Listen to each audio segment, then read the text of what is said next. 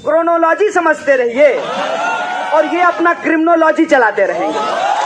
और इस देश के गृह मंत्री के ऊपर तरीपार होने का आरोप नहीं है, वो तरीपार थे, उनको गुजरात से बाहर कर दिया गया था।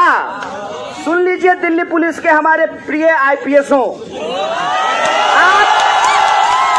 आप जो है एक तरीपार का गुलामी करना बंद कर दीजिए। आप आईपीएस हैं, आप आईपीएस हैं। हम में से बहुत सारा स्टूडेंट आईपीएस बनना चाहता है। आप लोग ऐसा कीजिएगा तो इरादा बदल लेंगे। एक पत्रकार ने कहा कि आपको टुकड़ा टुकड़ा गैंग बोला जाता है। हम बोले सरगना,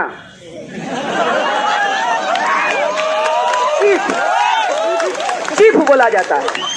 और यहाँ मंत्री जी के दफ्तर के बाहर दिन दहाड़े बिना नकाब के इतने लोगों के सामने स्वीकार करता हूं कि हूं देश का नहीं कराएंगे टुकड़ा, आपका टुकड़ा करेंगे, भाजपा का टुकड़ा करेंगे।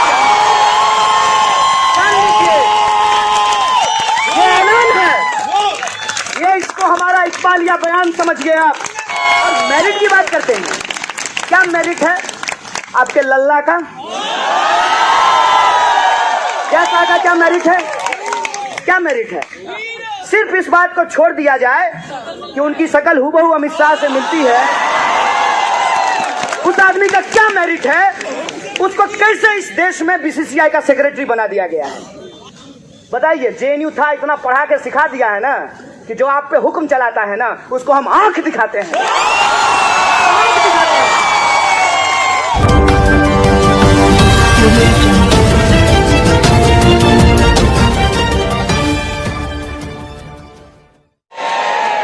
इसको समझने का जरूरत है कि ये बहस क्यों खड़ा की गई है।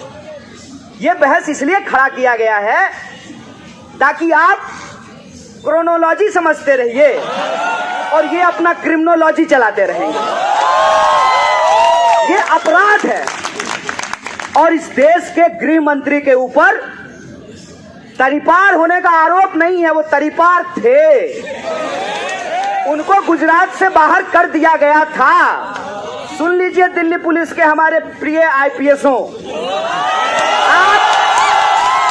आप जो है एक तरीपार का गुलामी करना बंद कर दीजिए। आप आईपीएस हैं, आप आईपीएस हैं। हम में से बहुत सारा स्टूडेंट आईपीएस बनना चाहता है। आप लोग ऐसा कीजिएगा तो इरादा बदल लेंगे। एक पत्रकार ने कहा कि आपको टुकड़ा टुकड़ा गैंग बोला जाता है। हम बोले सरगना,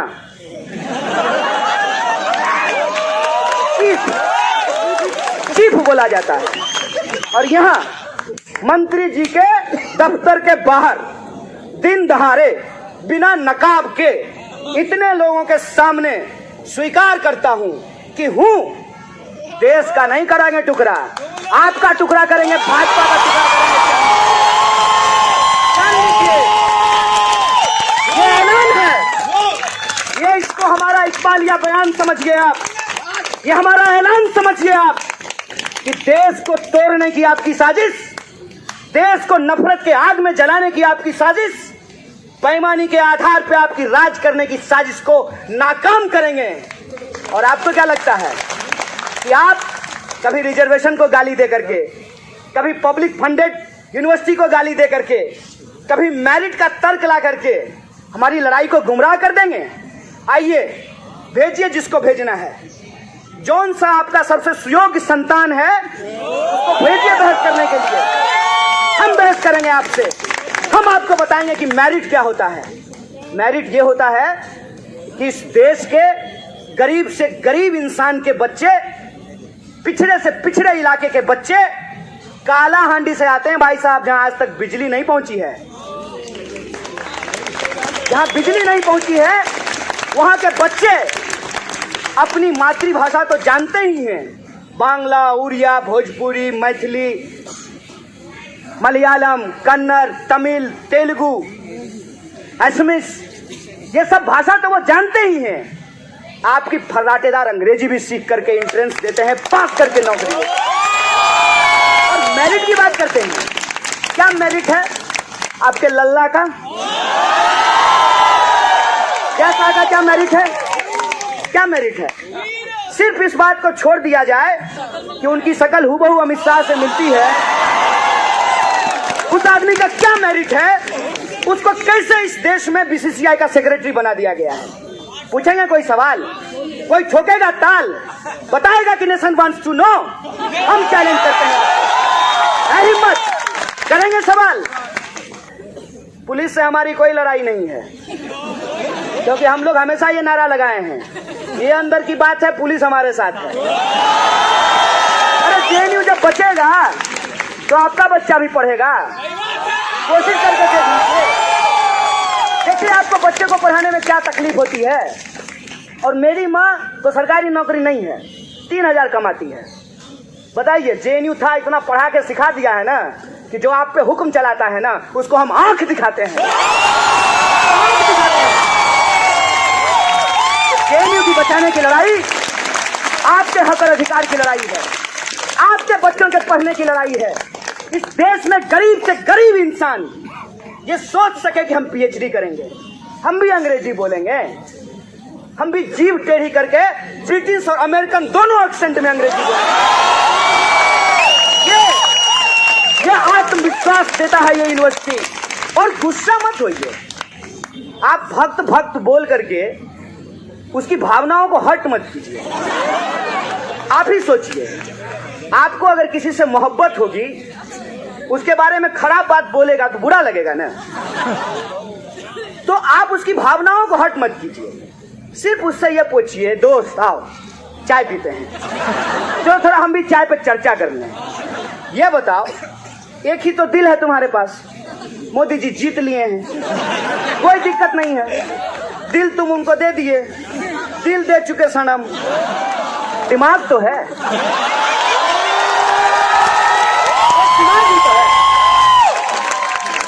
एक दिमाग है ना आपके पास।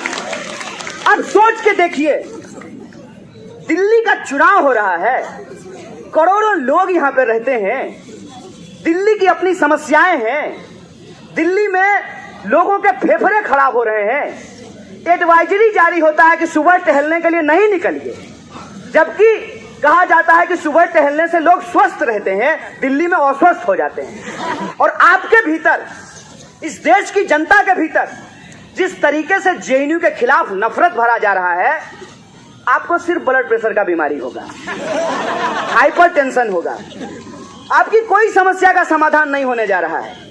जितना गाली देना है आप दे लीजिए, जितना एंटी नेशनल कहना है कह लीजिए, इससे आपके बच्चों को नौकरी नहीं मिलेगी, इससे आपको सुरक्षा नहीं मिलेगी। ये जेएनयू में उलझे रहते हैं, हम भी समझते हैं, आपका खुन्नस हमको समझ में आता है। एडमिशन होना इतना आसान बात थोड़ी है, इतना आसान बात है। एक पत्रकार आकर के बोले कि सरकार कह रही है कि जेएनयू में राजनीति क्यों होती है। हम बोले जेएनयू में लोग राजनीति पढ़ते हैं, पॉलिटिकल साइंस डिपार्टमेंट है वहां पे, और तो और मोदी जी भी इंटायर पॉलिटिकल साइंस पढ़े हैं। डिग्री नहीं है उनके पास, है कि नहीं है हम नहीं जानते हैं, हम पढ़ते हैं, देख भी लीजिए हमारा। आप लोग वहां जो है 35-35 साल पीएचडी करते हैं, गजब बात करते हो यार। 35 साल में हम पीएचडी कर लिए तो अपराध कर दिए, अब मोदी जी एमए किए वो भी डिग्री नहीं दिखा रहे हैं तो बजाओ ताली। ये कैसी बात है? किन चीजों पे बहस कर रहे हो? कह रहे हो कि जेएनयू में पार्टी होता है, दिक्कत है, पार्टी नहीं होना चाहिए, तो आप क्यों बर्थडे पार्टी करते हैं?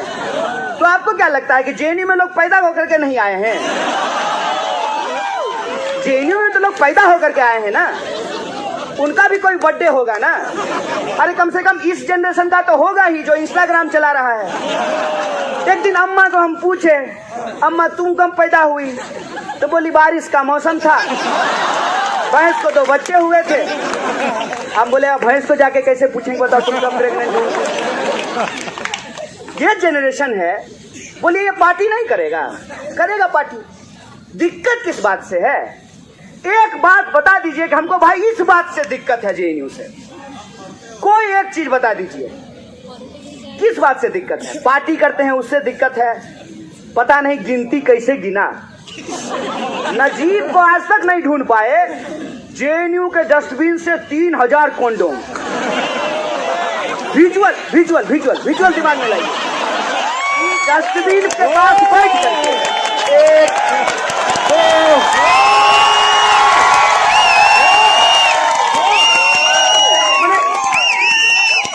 बकवास है, ये बकवास है, कहते हैं बकवास। कि आप कॉन्डोम गिन रहे हैं, शराब का बोतल गिन रहे हैं। अरे भाई, हमारे सिगरेट पीने से दिल्ली की हवा नहीं खराब होती है। जो पीता है, फोटो लगा हुआ है भाई उस पे, कि अगर आप पढ़ नहीं सकते हैं तो फोटो देख लीजिए। वो अपना फेफड़ा खराब कर रहा है। अगर स्टूडेंट नहीं पढ़ेगा तो वो अपना भविष्य खराब करेगा। स्टूडेंट की बड़ी चिंता हो रही है। स्टूडेंट के नाम पे राजनीति हो रही है। उल्लू समझते हैं क्या अपने जैसा? एक पत्रकार हमको बार बार कह रहा था कि जो दे सकते हैं उनको देने में क्या दिक्कत है? अरे जो तुमको दे सकते हैं उनसे तो तुम ले ही रहे हो। तुम ये तो बताओ कि जो नहीं दे सकते हैं उनके लिए तुम्हारे पास क्या योजना है? जेएनयू में जो आज पढ़ते हैं उनको फेलोशिप मिलता है, उनको जेआरएफ मिलता है, वो फीस दे सकते हैं।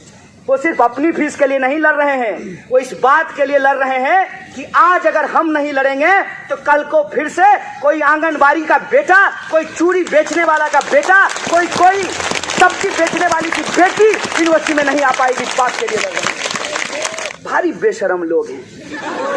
दुद्दू को मंत्री बनाए हुए हैं जेएनयू, दुद्दू को। और इस्तेमाल क्या करते हैं हमारे दोनों पुराने एलुमनाई का? जैसे भाजपा जब चुनाव हार जाएगी ना तो बाइट देने के लिए शाहनवाज हुसैन को भेज देगी। अब भाजपा जब जीत जाएगी तब पात्रा आएंगे मोदी जी की कृपा समझाने के लिए। अभी जब जेएनयू का मामला हुआ है तो दोनों जेएनयू के एलुमनाई को आगे कर दिया है। एक एलुमनाई ने कहा कि हमारे समय में टुकड़ा टुकड़ा गैंग नहीं था। सर, 2014 से पहले टुकड़ा टुकड़ा सरकार भी नहीं था। इतने यूनिवर्सिटीज खुले, इतने कॉलेज खुले। ट्रेन में अगर पूछ दीजिए किसी विद्यार्थी से कि क्या करते हो, हर दूसरा तीसरा कहेगा कि इंजीनियर हैं। इतने इंजीनियर इस देश ने पैदा किए, इतने एमबीए घूम रहे हैं, ब्याह होना बंद हो गया है। सही बात बोल रहे हैं। इंजीनियरिंग का डिग्री लेने के बाद भी शादी नहीं हो रही है, अलग समस्या है। नौकरी का गारंटी नहीं है। हर बार चुनौती देते हैं कि जो करना है करो, तैयार हैं झेलने के लिए। जेल भी कोई बुरी जगह नहीं होती है। जब समाज भी जेल जैसा हो जाए तो जेल भी बुरा नहीं होता। जहां आपके खाने पीने पे पाबंदी हो, प्यार करने पे पाबंदी हो, बताइए, इश्क हो गया, अज्ञात के चलते ब्याह नहीं कर पाए। सर जी, आप लोग भी सोचिएगा, आप भी जवान रहे होंगे कभी। इश्क हुआ, जात के चलते ब्याह नहीं कर पाए, बताइए इससे ज्यादा तकलीफ और कुछ होगा है? और कह रहा है कि नाम देख करके टाइटल देख करके कैब बुक कीजिए। बताइए समाज को कैसा बनाना चाहते हैं? समाज को आप ऐसा बनाना चाहते हैं कि एक ही समाज में रहने वाले लोग एक दूसरे से नफरत करना शुरू कर दें। आज जो लोग जेएनयू के साथ खड़े हो रहे हैं, हो सकता है कि उनको अपने फैमिली के व्हाट्सएप ग्रुप में एंटी नेशनल बोला जाता हो सकता है कि पिताजी को गुस्सा किसी और बात का था। पिताजी चाहते थे कि इंजीनियरिंग कर ले, लड़का फूको पढ़ करके बोला कि नहीं पॉलिटिकल साइंस पढ़ेंगे। हो सकता है इस बात का गुस्सा हो सकता है कि पुराना प्यार और पुराना क्रश, जब उसको प्यार नहीं मिला तो आपको एंटी नेशनल बोलना शुरू कर दे। लेकिन ये सब ओस की उस बूंद की तरह है, जब गर्मी की तपिश होती है तो उस ओस का बूंद भाप होकर के उड़ जाता है। ये इतिहास आज यहाँ जो आप सब लोग बैठे हुए हैं, ये अपनी पीढ़ियों को आप सुनाएंगे कि हम लोग लड़े थे। और मैं ज्यादा पुरानी बात नहीं बता रहा हूँ, यही वो जगह है, यही एमएचआरडी है। मंत्री जी कोई और थी, हाँ वही सास बहू वाली। मंत्री जी को रोड पे आना पड़ा था, रोड पे। जब जनता रोड पे आती है ना तो सरकार भी ऐसी कमरों में नहीं रह सकती है, उसको रोड पे आना पड़ता है।